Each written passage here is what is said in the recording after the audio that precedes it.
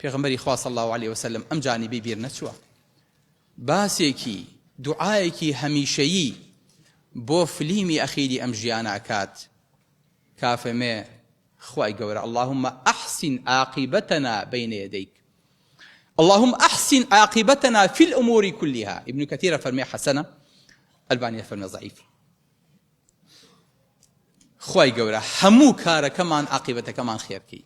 ئاکورد چەند قسەیەکی جوانی هەیە، ئەڵێ عاقبەت خێر بی یعنی چی؟ یعنی سەرنجامەکە شەرتە، کۆتاییەکە شەرتە. تۆ فلیمێکە بینی لە ژیانی خۆتە، سێری ئەخیری فلیمەکەکەڵە بەخوا فلیمەکە خۆش بوو، بەس بەخوا کۆتاییەکەی ناخۆش بوو، سەیری یاریەکەکەی عەلی بەخوا بەخەفەتەوە دۆڕانیەنە لە دەقەی ئەخیرا سوبحان الله چۆنی نیان کرد چۆن گۆڵک باش هێناوتە، بەڵام نێڵی لە دەقەی ئەخیرا گۆڵە لێ بکرێ. ئەگەرتان لە خۆتان بێ کە دوعا ئەکەن، دوعا بۆ خاتیمە بکەن، بۆ ئەخیرکەن، ئەو کاتەی کە سافیرەکە لێیە و بێ لە ساحەکە بچیتە دەرەوە، ئەو کاتە مهمە چۆن دنیا بەجێڵیت.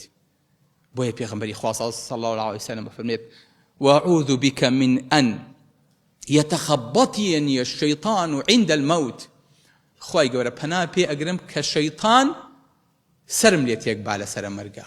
الله پێغەمبەری خوا بڵێ لە سەرە مەرگا بڵێ، شەیطان بڵێ، آخر شەیطان و پێغەمبەری خوا کوجا مەرحەبا. بەڵام پێغەمبەری خوا فێرمانەکە کە فێر بین، پەنا بگرین بەخوا لە سەلبی سەرە مەرگ. کورد زۆر جوانی وتووە، ئەڵێ خوایە سەلبی سەرە مەرگم نەکەی، یعنی ئیمانەکەم سەلب نەکەی، لێم نەسەنیتەوە لە سەرە مەرگا، چونکە شەیطان لەو کاتەیە لە هەموو کاتێ زیاتر مەشغوڵە، چونکە ئاخر لەحزەیە تۆ لە دنیا دەرەچیت، ئەویش وعدی یاوە فریوتدا. ئێستاکەنە ئەو زۆر پەلەیەتی ئەزانە ئێستاکەنە و مەلەیکێتەکانە بینێ هاتوون گیانی تۆ بکێشن، تۆش لە گیانەڵەیەیت، وەزعەکە زۆر زۆر ناڕەحەتە، ئێستاکەنە لە هەموو کاتێ ضعیفتری. خواخواتەیەکێ دەستێکە بۆ درێژکە، ئەو ئەنەی دەوروبەرت هیچی ئەو واقعە نابین، شەیطان ئاگای لە تۆیە و ئاگای لە خۆیەتی و ئاگای لە مەلایکەتەکان و ئاگای لە ڕۆحکێشان و ئاگای لەو کفنەشە کە بۆ هاتووە لە ئاسمانەوە. لەبەرەوە زۆر پەلا ئەکات پێش ئەوەی کە کۆتایی بێت بەم لەحزەیە دەستێک بۆشێنێ. لەبەرەوە ئەڵێ پەنام بۆ بەرە با ڕزگارەکەم، سوزەیەکم بۆ بەرە ئەلێرەنەیە دەرتێنم، هەرچیەکم بۆکەی ئەلێرەنەیە پێ تەخلیسکێ، ئەلێرانەیە پەنا ئەگرم بەخوا. پێغەمبەری خوا صلی الله عليه وسلم پەنا ئەگرێ لەوەی کە شەیطان لەم لەحزەیەیە.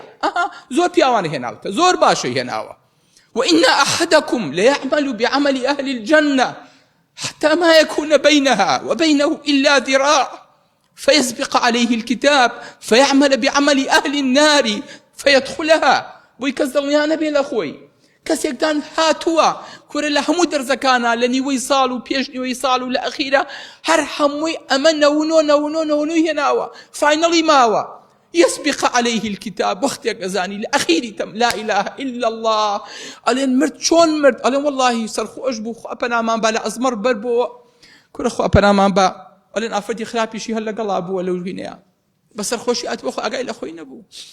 ئەمە چۆن وای لێ ئەی ئەهلی مزگەوت نەبوو، ئەی مسلمان با ڕفیق بردی نازانی ماوەسا چۆن بەخوا هەمووی ئەوە چەند مانگێکە ئەم ڕفیقانەتی ئاڵاون.